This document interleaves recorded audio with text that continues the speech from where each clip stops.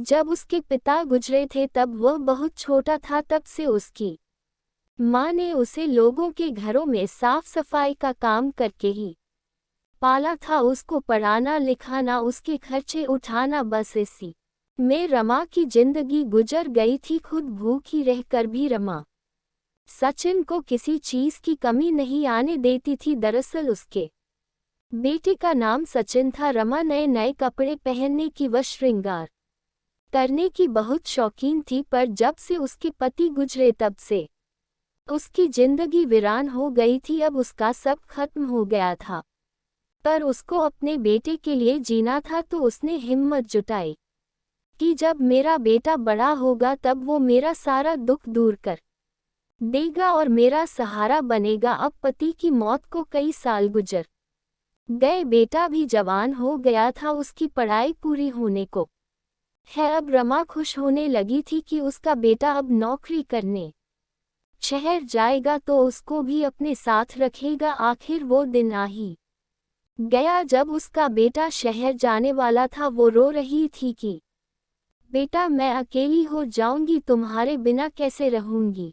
तब उसका बेटा उसे दिलासा देता है कि माँ, आप चिंता मत करिए, मैं आपसे मिलने आता रहूंगा और बस कुछ महीनों बाद मैं आपको भी शहर ले जाऊंगा। ऐसा कहकर वो माँ से अलविदा लेकर चला गया। माँ बहुत रोई पर खुश भी थी कि अब मेरा बच्चा अपने पैरों पर खड़ा हो जाएगा। दिन गुजरते गए, समय बीतता गया। रमा रोज राह देखती कि मेरा बेटा आएगा मुझसे मिलने, पर कोई नहीं आता था। एक दिन अचानक उसका बेटा सचिन आया। वो बहुत खुश हुई, उसे देख रोने लगी। तब उसने उसको समझाया कि माँ, आप चिंता न करें, मैं वहाँ सकुशल हूँ और बहुत कमाता भी हूँ। बस कुछ दिन में मैं आपको लेने आऊँगा, फिर आप शहर रहना मेरे साथ। फिर वो चला जाता है। वो फिर से बहुत रोती है, पर सोचती है कि चलो ठीक है, थोड़े दिन बाद तो मैं मेरे बेटे साथ ही रहूंगी। समय फिर से गुजरता जाता है। एक दिन शहर से कोई श्याम नाम का व्यक्ति आता है। वह उनके गांव का ही होता जाए। तब वह उसको जो बताता है उसको सुन के तो उसे धक्का सा लगता है। आइए जानते हैं क्या है वह।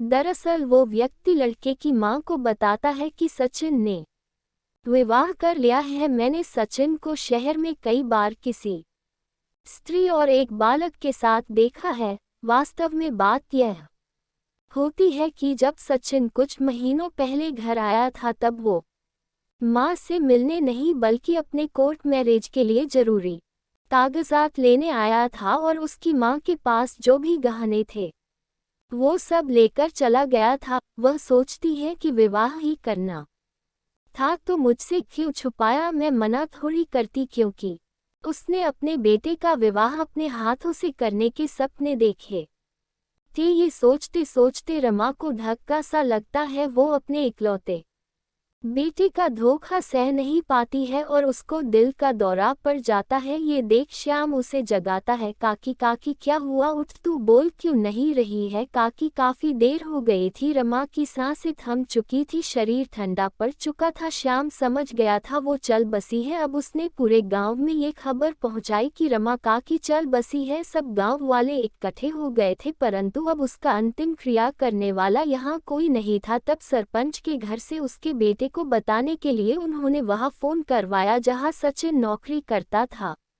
हेलो, हम सचिन के गांव से बोल रहे हैं जो आपके यहाँ नौकरी करता है।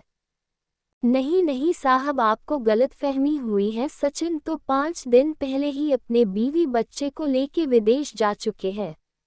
अब सचिन यहाँ नहीं है, आप दोबारा फोन मत करिएगा। ऐसा कह उधर से फोन कट जाता है।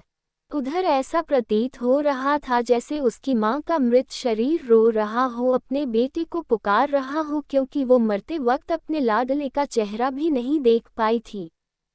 चलो अब जल्दी करो, हमें ही करने होंगी सारी अंतिम क्रियाएं। लोगों की आवाजें आती है और कुछ घंटों के बाद रमा को अंतिम संस्कार कर दिया जाता है। धन्यवाद। कृपया वीडियो को लाइक व चैनल को सब्सक्राइब जरूर कर दें और कमेंट करके जरूर बताएं कि कहानी आपको कैसी लगी।